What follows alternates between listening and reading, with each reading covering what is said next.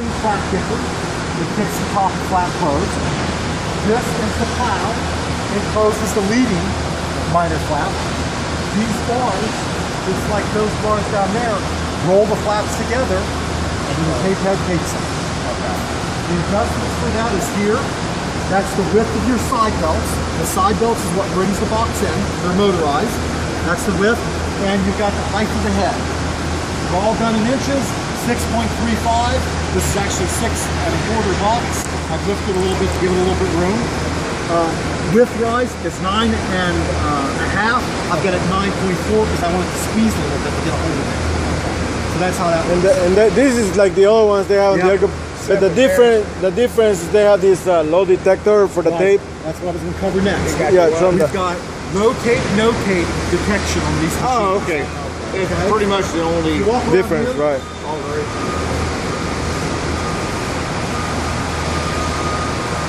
This laser is your no tape sensor. That'll shut you down. So if it's low or got if you're low, you can continue to run until you don't run anymore. And I'll show you how it knows. This one looks through this hole and sees tape.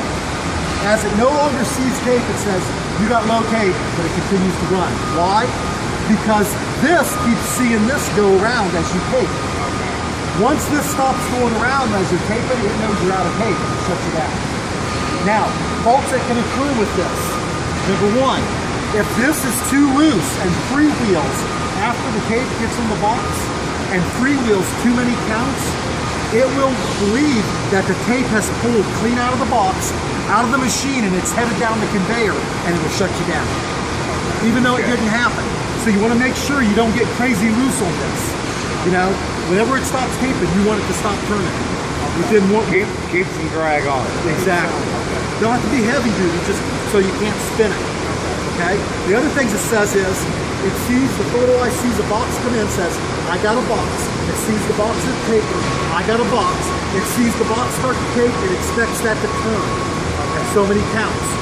When it goes out, if it doesn't see it turn, it's going to also say, fault, no tape. And it's going to say it on the HMI over there, no tape. And I'm going to show you that now. Okay, so let's walk over here. Oh, thank you, Gary. The first class that came through was 10 people, 10 employees. I asked them, which one of you are scared to death to push buttons on an HMI like this?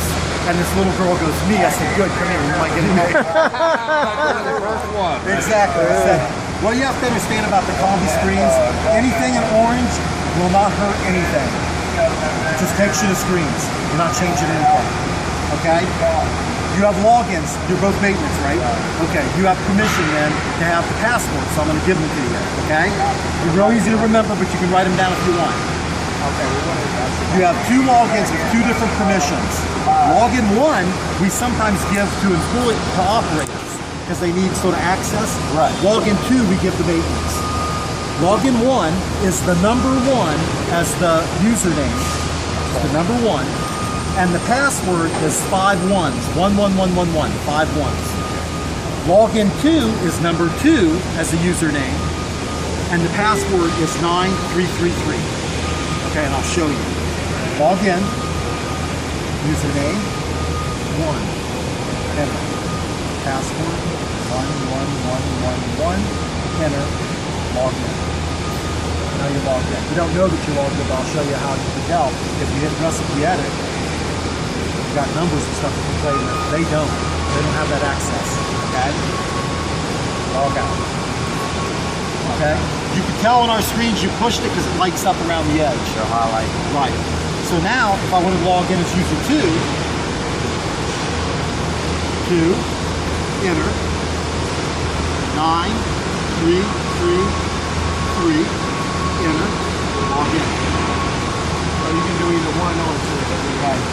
Level 2 allows you to force outputs on this screen, as if you were to hook a laptop to it. Oh, okay. Okay? So we won't probably need to do that. That'll probably be automation. I want you to go ahead and log in. Start out. Well, if we have to get into the maintenance mode.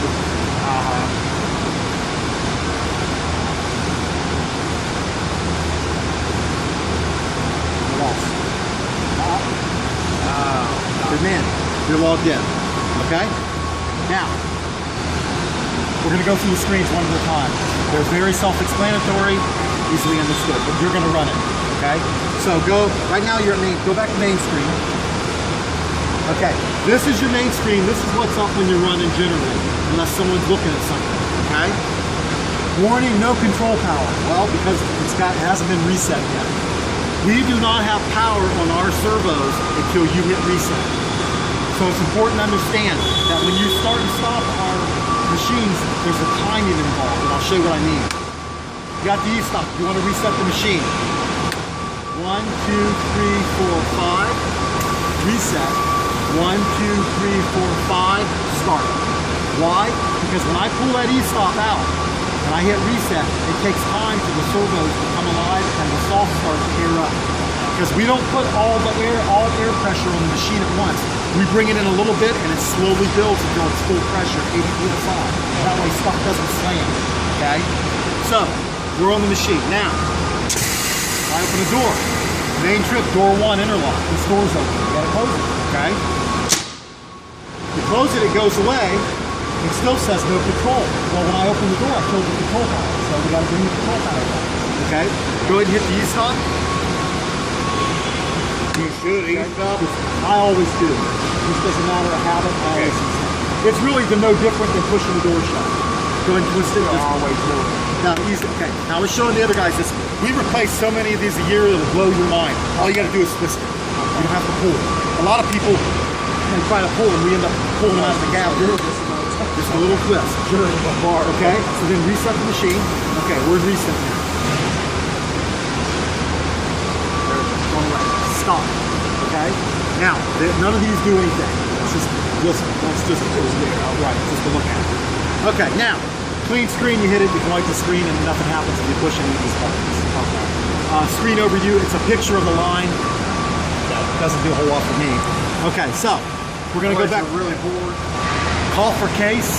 It calls the case into here. I'm gonna show you how that works in a minute, okay? But first we're gonna go through the screens now. So, go screen select. Alarm screen. This is your current alarms right now. When they're no longer current, they're not here. Okay, they're someplace else. They're in the archives. Okay? So if you see it up here, you know you've got an alarm. You can try to acknowledge it, but most alarms clear on their own as soon as you reset the machine. Okay? So go to main. You always got to go main to go back. Then screen select. Go to alarm history. 50 alarms. The 50th drops off, the next one populates. That's how you can't get rid of them. They're there forever. They just keep rotating on. Okay? And you can read what it has. Pleasure it is. Okay? And I/O testing. This is where level 2 access or level 1 access makes a difference. Okay? Go ahead and push 1. If you guys are making this, you probably understand the concept of inputs. Okay? Every input that comes to this machine